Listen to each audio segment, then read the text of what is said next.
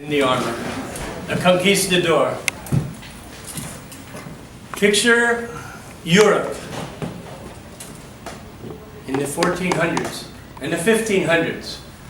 Knights in armor, riding horses, long lances, full armor from foot to head, from head to toe, covered completely in armor.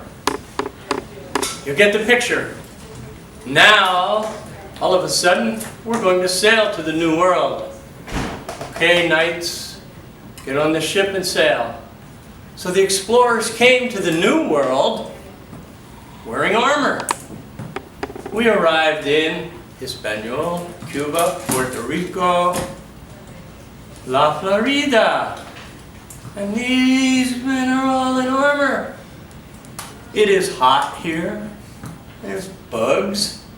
There's beaches, there's swamps, and these guys are all in their full armor. Well, they realized this climate is not like England, Spain, France. So what they did was they decided to take a few of the pieces off and not be the full, complete knight in armor. They wore armor that was comfortable, because there were still some forces where they were going to unknown lands, so they still had to protect themselves. So our conquistadors' armor is partially what they would have wore as a knight, maybe, but he continued to wear it because we didn't know the unknown, what to expect. So he wanted to protect himself. And the armor, metal, swords, shields. The particular helmet here is called a morion.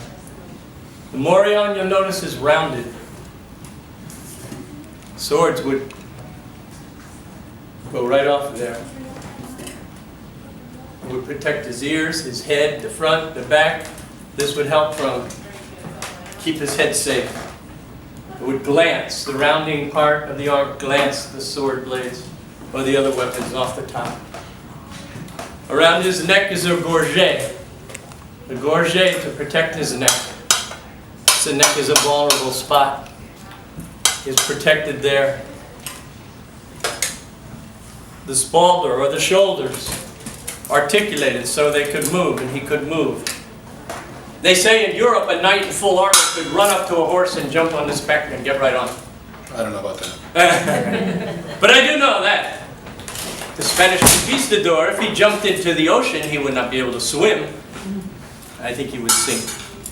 The spalders were rounded again and articulated for movement, and again, for the glancing. They're rounded, protecting the shoulders.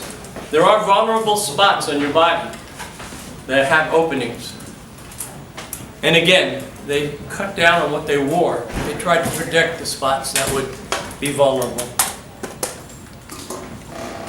The breastplate, of course, the biggest part of his body, which would be a target. The breastplate is in the front and the back as well. Two pieces hooked over the shoulders to protect his back and his chest, abdomen. And of course on his hands are the gauntlets. The gauntlets are articulated also. Fingers move. The hands move. They protect his wrists, his lower arms, his knuckles, his hands. But also they could be used for an offensive weapon as well. To be hit in the face or with the forearm into somebody's face. So they would protect and also be used as a weapon.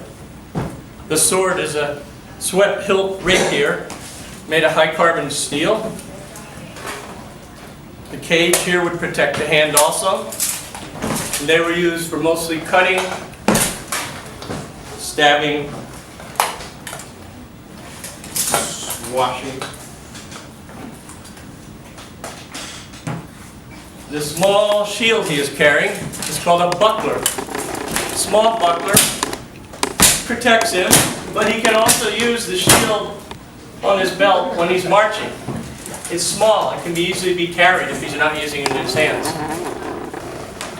Now we all heard the term pirates, Swashbucklers. There's the buckler. And the pirates would swash. That's where you get the term swashbuckler, from the small shield. On his legs, the cuisse would protect his thigh area. Again, one of the more vulnerable parts when you're being attacked. You have the cuisse here and the pollen right here. Protect the knee. Again, the knights would have had full armor on the